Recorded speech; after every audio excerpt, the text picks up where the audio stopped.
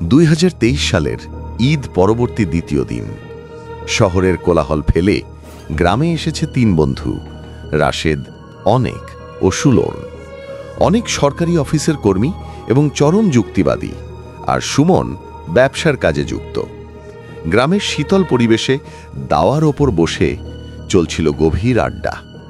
আলোচনার মোড় ঘুরে গেল গ্রামের সবচেয়ে কুখ্যাত স্থানটির দিকে, প্রায় 125 বছরের পুরনো সেই খান মঞ্জিল। তোরা তো শহরের ছেলে, রাশেদ বলল। এই খানবাড়ির ভেতরের কাহিনী জানিস না। এটা শুধু পুরনো বাড়ি না, এটা একটা ফাঁদ। লোকে বলে রাত 12টার পরে বাড়ির মূল ফটক আপনা আপনি বন্ধ হয়ে যায়, আর যেই ভেতরে থাকে তাকে সেই রাতটা সেখানেই কাটাতে হয়। কিন্তু সকালের পর যখন তারা বের হয়, তখন তারা মানুষ থাকে না, অন্য কিছু হয়ে যায়। অনেক হাসল। ধু, তোর গ্রামের মানুষের সব অলিক কল্পনা, আত্মা টাত্তা কিছু হয় না। অনেক তার স্বভাব সুলভ ঔদ্ধত্যে উঠে দাঁড়িয়ে বলল, চ্যালেঞ্জ অ্যাকসেপ্টেড। আজ রাত 12টায় আমরা যাব।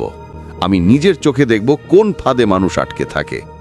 রাশেদ আর সুমন দুজনই ভয় পেলেও অনেকের জেদের কাছে হার মানল। রাত 11:40-এ তিনজন টর্চ ও একটি পুরনো দড়ির ব্যাগ নিয়ে বাড়ির দিকে হাঁটা ধরল। রাস্তার দুধারে গভীর জঙ্গল, চারদিকে শুধু ঝিঁঝি পোকার একঘেয়ে ডাক। প্রায় 15 মিনিট হাঁটার পর তারা খান মঞ্জিলের বিশাল সীমানার সামনে পৌঁছল। বাড়ির বাইরে একটি বিশাল অশ্বত্থ গাছ। এর শেকড়গুলো দেখলে মনে হয় যেন শত শত হাত বাড়িটিকে আঁকড়ে ধরে আছে। মূল ফটকটি ছিল মোটা লোহা ও মরিচায় ঢাকা। সুমন ফিসফিস করে বলল, দেখ, গেট খোলা আছে। অনেক হাসল। খোলা থাকবে না কেন? তারা গেট ঠেলে ভেতরে ঢুকল। উঠোন পেরিয়ে মূল ভবনের সামনে পৌঁছালো। ভেতরে প্রবেশ করার সময় একটা দমকা বাতাস এসে তাদের টর্চের আলো প্রায় নিভিয়ে দিল। সেই বাতাসে অদ্ভুত পচা গন্ধ আর শ্যাওলার মিশ্রণ। অনেক দরজা ঠেলে ভেতরে ঢুকল। হলরুমটি ছিল বিশাল, উঁচু ছাদ আর ভাঙা ঝাড়বাতি ঝুলছে। ঘরের এক কোণে একটি পুরনো গ্র্যান্ডফাদার ক্লক। ঘড়ির কাঁটা নেই, ডায়ালটা ফাটল ধরা। অনেক ব্যঙ্গ করল, দেখলি তো রাশেদ, কি ভয়ঙ্কর। ঠিক সেই মুহূর্তে সেই ফাটল ধরা কাঁটাহীন গ্র্যান্ডফাদার ক্লকটি হঠাৎই কর্কশ শব্দ করে 12টা বাজালো। শব্দটা এত তীব্র ছিল যে তাদের বুক কেঁপে উঠল। তারা একে অপরের মুখের দিকে তাকাতে না তাকাতেই তাদের পিছনে থাকা ভারী কাঠের দরজাটি ধড়াস শব্দে বন্ধ হয়ে গেল। ধুলোর কুণ্ডলি তৈরি হলো। বাতাসের সঙ্গে মিশে গেল একটি নারী কণ্ঠের চাপা গোঙানি। অনেক দ্রুত দরজার কাছে গিয়ে ধাক্কা দিল। দরজাটি নড়ল না। সে সর্বশক্তি দিয়ে ধাক্কা দিল, কিন্তু দরজাটি যেন বাইরে থেকে 1000 মণ ওজন দিয়ে কিছুতে আটকে দেওয়া হয়েছে। অনেক হাঁপাতে লাগলো। রাশেদ ভয় কাঁপতে কাঁপতে বলল, আমি বলেছিলাম এটা মানুষকে আটকে রাখে। তারা দ্রুত সিদ্ধান্ত নিল দোতলায় যেতে হবে, হয়তো অন্য কোনো পথ খোলা পাওয়া যেতে পারে। তারা যখন সিঁড়ি বেয়ে উপরে উঠছিল, তখন সিঁড়ির মাঝামাঝি জায়গায় তারা শুনতে পেল একটি পরিচিত শব্দ, ঘুঙুর। দোতলার দীর্ঘ বারান্দা থেকে আসা সেই শব্দটির সাথে মিশে আসছিল খুব ধীরে ধীরে, কেউ যেন নগ্ন পায়ে মেঝেতে হেঁটে বেড়াচ্ছে। রাশেদ ফিসফিস করে বলল, ওপরের ওই ঘরটা জমিদার গিন্নি ব্যবহার করতেন, এটাই সেই আত্মা। তারা তিনজন দ্রুত বারান্দার শেষ মাথার একটি ছোট অন্ধকার স্টোর রুমে ঢুকে পড়ল এবং ভেতর থেকে দরজা চেপে ধরল। তাদের নিঃশ্বাসের শব্দ বাদে পুরো বাড়িতে তখন শুধু ঘুঙুরের শব্দ। শব্দটা ক্রমশ কাছে আসছে, একদম স্পষ্ট। এরপরেই আতঙ্কের চরম মুহূর্ত শুরু হলো।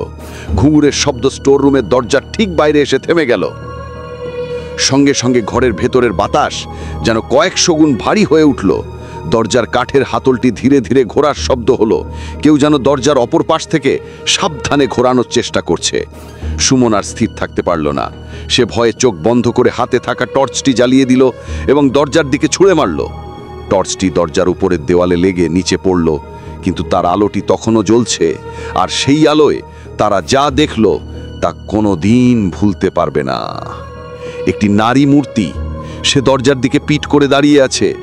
তার ভিজে থাকা কালো চুলগুলো কোমর ছাপিয়ে মেঝে ছুঁয়েছে। গাঢ় রক্ত লাল শাড়ি তার শরীরে লেপ্টে আছে। নারীটির গা থেকে অনবরত জল চুইয়ে পড়ছে, আর সেই জল মেঝেতে জমে গেছে। আস্তে আস্তে নারীটি তাদের দিকে ঘুরতে শুরু করলো। তার মাথার চুল স্লাইড করে যখন একপাশে সরে গেল, তখন অনেক দেখল নারীটির চোখ নেই, শুধু দুটো কালো গভীর গহ্বর, আর সেই গহ্বর থেকে তাদের দিকে তাকানো হচ্ছে। তাদের তিনজনকেই যেন অদৃশ্য কোনো শীতল হাত চেপে ধরেছে। তারা নড়তে পারছিল না, চিৎকার করতে পারছিল না। তখন অনেক পাগলের মতো তার পকেটে হাত ঢুকিয়ে তার ফোনের স্পিকার দিয়ে ভয়ঙ্কর সাইরেনের একটি সাউন্ড বাজিয়ে দিল। সঙ্গে সঙ্গে নারী মূর্তিটি এক বিকট তীব্র চিৎকারে মেঝেতে বসে পড়ল। সেই চিৎকারের শব্দ শুনে মনে হলো যেন কোনো পুরনো দেয়াল ফেটে যাচ্ছে। দৌড়াও এখন নিচে, অনেক চিৎকার করে উঠল। আত্মাটি তখনও যন্ত্রণায় চিৎকার করছে। সেই সুযোগ নিয়ে তিন বন্ধু প্রাণপণে দৌড়ে সিঁড়ি ভেঙে নিচে নেমে এলো। তারা যখন মূল দরজার কাছে পৌঁছালো, তখন দরজাটি সামান্য ফাঁক হয়ে আছে। সম্ভবত নারী মূর্তিটির আকস্মিক চিৎকারে ফাঁচটি ক্ষণিকের জন্য ভেঙে গেছে। অনিক, সুমন এবং রাশেদ তিনজন মিলে দরজাকে ধাক্কা মেরে টেনে হিঁচড়ে সেটি সামান্য খুলতে সক্ষম হলো এবং উন্মত্তের মতো বাইরে বেরিয়ে এলো। তারা যখন খোলা গেট পেরিয়ে গ্রামের পথে পড়ল, তখন তারা আর পেছনে ফিরে তাকায়নি। তারা পাগলের মতো দৌড়েছিল যতক্ষণ না রাশেদের বাড়িতে পৌঁছালো। পরের দিন সকালে যখন তাদের কাঁপাকাঁপির ঘোর কাটল, রাশেদের বৃদ্ধা দাদি তাদের দেখে বললেন, তোরা এত দেরি করে ফিরলি কেন? রাত 3টে পর্যন্ত তোদের জন্য জেগেছিলাম। তিনজন বন্ধু একে অপরের দিকে তাকালো। তাদের ঘড়ি অনুযায়ী তারা রাত 12:30-এর মধ্যে বেরিয়ে এসেছিল। কিন্তু খান মঞ্জিল তাদের জীবনের মূল্যবান 2.5 ঘন্টা সময় চুরি করে নিয়ে গেছিল। অনিক, যে ছিল সবচেয়ে বড় যুক্তিবাদী, সেই ঘটনার পর চাকরি ছেড়ে গ্রাম ছেড়ে চলে যায়। সে আর কোনোদিন কোনো পুরনো বাড়ি বা পরিত্যক্ত স্থানের কথা শুনতে চায় না। খান মঞ্জিল আজও দাঁড়িয়ে আছে।